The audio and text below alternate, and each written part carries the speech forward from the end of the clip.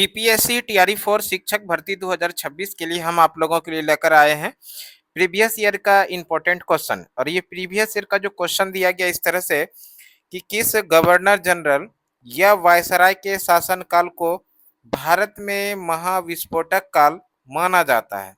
यानी सीधा सा प्रश्न पूछा गया, किस गवर्नर जनरल या वायसराय के शासनकाल को महाविस्फोटक काल माना जाता है। और ऑप्शन इस तरह से दिया गया, ऑप्शन ए है लॉर्ड कर्जन, ऑप्शन बी है लॉर्ड लीटन, ऑप्शन सी है लॉर्ड कैनिंग, ऑप्शन डी है लॉर्ड रिपन।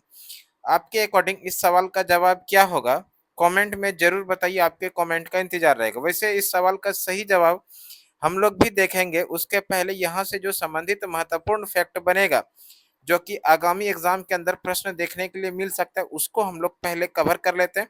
उसके बाद इस प्रश्न पर हम लोग आएंगे। लॉर्ड लीटन का शासनकाल, क्योंकि लॉर्ड लीटन के ही शासनकाल को भारत में महाविस्फोटक माना जाता है। ठीक है, लॉर्ड लीटन, लॉर्ड लीटन के बारे में बात करें तो लॉर्ड लीटन का जो शासनकाल है, यानी लॉर्ड लीटन भारत के गवर्नर जनरल या वायसराय के रूप में जो काम किया था वो 1876 से 1880 तक। और 1876 से लेकर 1880 तक भारत के गवर्नर जनरल, भारत के गवर्नर जनरल या वायसराय, वायसराय कौन थे? तो वायसराय थे 1876 से लेके 1880 तक भारत के गवर्नर जनरल या वायसराय थे लॉर्ड लीटन। ठीक है, लॉर्ड लीटन का शासनकाल गवर्नर जनरल के रूप में 1876 से लेकर 1880 तक था। और 1876 से 1880 तक जो लॉर्ड लीटन का शासनकाल है, इन्हीं के शासनकाल को भारत में महाविस्फोटक काल माना जाता है। ठीक है, इसको याद रखिएगा। भारत में महाविस्फोटक काल माना जाता है। महाविस्फोटक काल माना जाता है। महाविस्फोटक काल माना जाता है। भारत में महाविस्फोटक काल किनके शासनकाल को, किस गवर्नर जनरल के शासनकाल को माना जाता है? तो लॉर्ड लीटन का। अब सवाल आएगा कि लॉर्ड लीटन के शासनकाल को भारत में महाविस्फोटक काल क्यों माना जाता है? तो इसके पीछे बहुत सारा रीजन है। सबसे पहले ध्यान रखिएगा कि इन्हीं के शासनकाल में, यानी लॉर्ड लीटन के ही शासनकाल में 1877 में भारत में पहला दिल्ली दरबार का आयोजन किया गया था। इस याद रखिएगा, पहला दिल्ली दरबार का आयोजन, पहला दिल्ली दरबार का आयोजन, पहला दिल्ली दरबार का आयोजन, पहला दिल्ली दरबार का आयोजन। भारत में पहला दिल्ली दरबार का आयोजन किस वर्ष हुआ था? ये हुआ था 1877 में। और किसने कराया था? तो लॉर्ड लीटन ने कराया था। वैसे हम लोग अगर दिल्ली दरबार के आयोजन की बात करें तो भारतीय इतिहास में कुल मिला के 3 दिल्ली दरबार का आयोजन हुआ था। पहला दिल्ली दरबार तो आप लोग देख लिए 1877 में। दूसरा दिल्ली दरबार जो आयोजन होता है ये 1903 में, और दूसरा दिल्ली दरबार का आयोजन कराता है लॉर्ड कर्जन ने। दूसरा दिल्ली दरबार का आयोजन किसने कराया था 1903 में? तो लॉर्ड कर्जन ने। लॉर्ड कर्जन के समय में भारत में दूसरा दिल्ली दरबार का आयोजन हुआ था 1903 में। और तीसरा दिल्ली दरबार के आयोजन की बात करें तो 1911 में लॉर्ड हार्डिंग द्वितीय, लॉर्ड हार्डिंग द्वितीय, लॉर्ड हार्डिंग द्वितीय के समय में तीसरा दिल्ली दरबार का आयोजन। ठीक है, लॉर्ड कर्जन के समय में दूसरा दिल्ली दरबार का आयोजन। यहाँ पर हम लोग लिख लेते हैं दूसरा दिल्ली दरबार। ठीक है, यहाँ पर हम लोग क्या लिखेंगे? दूसरा दिल्ली दरबार। ये याद रखिएगा, दूसरा दिल्ली दरबार। दूसरा दिल्ली दरबार का आयोजन हुआ था 1903 में, दूसरा दिल्ली दरबार। और इसी तरह से तीसरा दिल्ली दरबार, तीसरा दिल्ली दरबार का आयोजन, तीसरा दिल्ली दरबार का आयोजन हुआ था 1911 में, तीसरा। ठीक है, यहाँ पे हम लोग केवल 3 लिख देंगे, तीसरा लिख दिया, आप लोग समझ जाइएगा ये किसके बारे में लिखा गया। तो यहाँ पर तीसरा दिल्ली दरबार के आयोजन के बारे में बोला जा रहा है। और तीसरा दिल्ली दरबार का आयोजन कब होता है? तो 1911 में लॉर्ड हार्डिंग के द्वितीय के शासनकाल में। अब थोड़ा और भी डिटेल चलते हैं।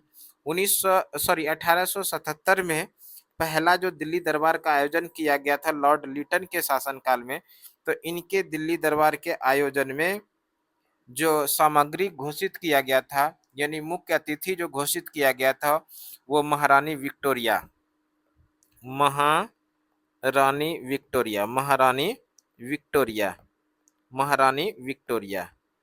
और इसी समय 1877-78 में, यानी 1877-78 में, 1876 से लेकर 78 तक याद रखिएगा, ये समय भारत में भीषण अकाल पड़ा था, भीषण अकाल पड़ा था। और इस भीषण अकाल के दरमियान एक तरफ में भारत के लोगों को अच्छे से 2 समय का 2 टाइम का खाना नहीं मिल पा रहा था।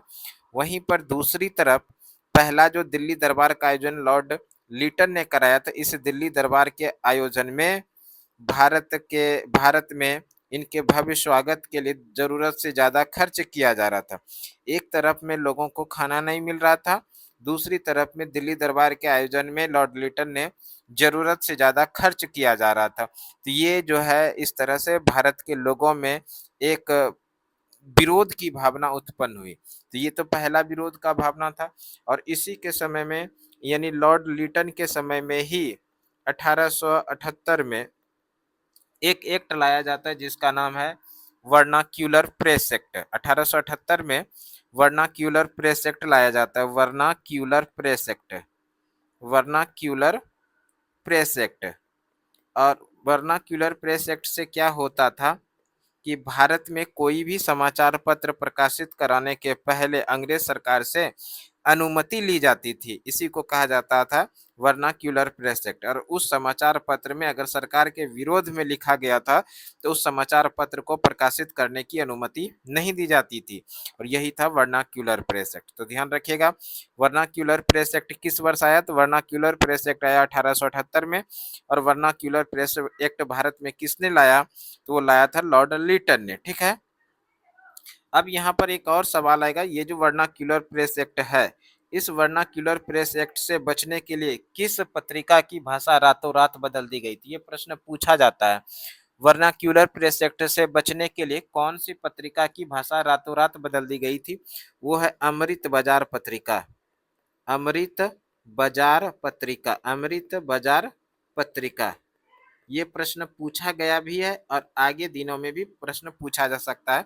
वर्नाक्यूलर प्रेस एक्ट से बचने के लिए किस पत्रिका की भाषा रातों रात बदल दी गई थी? उस पत्रिका का नाम है अमृत बाजार पत्रिका।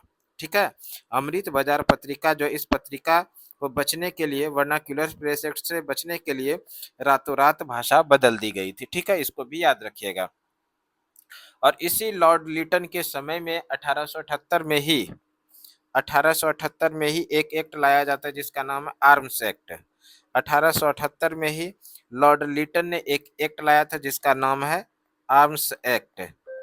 आर्म्स एक्ट, अपनी सुरक्षा के लिए कोई भी भारत के व्यक्ति आर्म्स एक्ट, यानी इस एक्ट के तहत लाइसेंसी हथियार भी नहीं रख सकते थे। इसी को कहा गया आर्म्स एक्ट। सीधा सीधा प्रश्न पूछा जाएगा, आर्म्स एक्ट किसके शासनकाल में लाया गया था? तो हम लोग याद रखिएगा, आर्म्स एक्ट, इसी को शस्त्र अधिनियम भी कहते हैं, वो लाया गया था लॉर्ड लिटन के समय में। और किस वर्ष? तो 1878 में। ठीक है, और इसी इसी के समय में, यानी लॉर्ड लिटन के ही समय में, लॉर्ड लिटन के ही समय में द्वितीय आंग्ल अफगान युद्ध भी हुआ था। इसको भी नोट डाउन कर लीजिए आप लोग। 1878 से लेके 1880 तक द्वितीय द्वितीय आंग्ल अफगान युद्ध, आंग्ल अफगान युद्ध हुआ था, आंग्ल अफगान युद्ध हुआ था। ये सभी जो कारण है, ये सभी कारण वर्नाक्यूलर प्रेस, ये सभी कारण जो है कि भारत में गवर्नर जनरल जो थे, उस गवर्नर जनरल लॉर्ड लिटन ने भारत के लोगों, इसके विरोध में इनकी उपज हो रही थी, इस कारण से इनके शासनकाल को क्या कहा जाता है? महाविस्फोटक काल माना जाता है। एक और सवाल याद रखिएगा लॉर्ड लिटन के बारे में। लॉर्ड लिटन ने क्या किया था कि आईसीएस की भर्ती की परीक्षा के लिए, आईसीएस की परीक्षा के लिए, आईसीएस की भर्ती परीक्षा के लिए उम्र सीमा के लिए उम्र सीमा उम्र सीमा 21 वर्ष से कम करके 19 वर्ष कर दिया था। 21 वर्ष से 21 वर्ष से कम करके 21 वर्ष से कम करके 18 वर्ष कर दिया था, सॉरी 19 वर्ष कर दिया था, 19 वर्ष कर दिया था। ये क्या हुआ? आईसीएस की परीक्षा के लिए, यानी आईसीएस का कोई परीक्षा फॉर्म भरना है तो उनके लिए उम्र सीमा जो है 21 वर्ष पहले अधिकतम था, और इसी उम्र सीमा 21 वर्ष को उम्र सीमा कम करके कितना कर दिया, 19 वर्ष किया। ये अधिकतम, यानी 19 वर्ष से ज़्यादा उम्र के लोग इस फॉर्म को नहीं भर सकते। तो ये सारा चीज़ जो है, इस तरह का जितना भी भावना हुआ, इन सभी भावना के विरोध में भारत के लोगों को लगा कि लॉर्ड लिटन का जो शासन काल है, वो जितने भी गवर्नर जनरल ने काम किया यहाँ पर, उन सभी में से सबसे ज्यादा विरोध रहा। इन कारण से इनके शासन काल को महाविस्फोटक काल माना जाता है। ठीक है, अब हम लोग आ जाते हैं प्रश्न पर। देखिए यहाँ पर प्रश्न क्या पूछा गया था, सीधा सा प्रश्न पूछा गया था, किस गवर्नर जनरल या वायसराय के शासन काल को भारत में महाविस्फोटक काल माना जाता है। हम लोग पढ़ चुके हैं, महाविस्फोटक शासन काल किसका माना जाता है, तो लॉर्ड लिटन का। और यहाँ पर देखिए लॉर्ड लिटन जो है वो ऑप्शन बी में है, तो इस प्रश्न का जो सही आंसर हो जाएगा वो option B is the right answer हो जाएगा। दोस्तों वीडियो पसंद आए तो लाइक सब्सक्राइब शेयर करना ना भूलिए, और आप अपने दोस्तों को शेयर भी कर दीजिए। Thank you.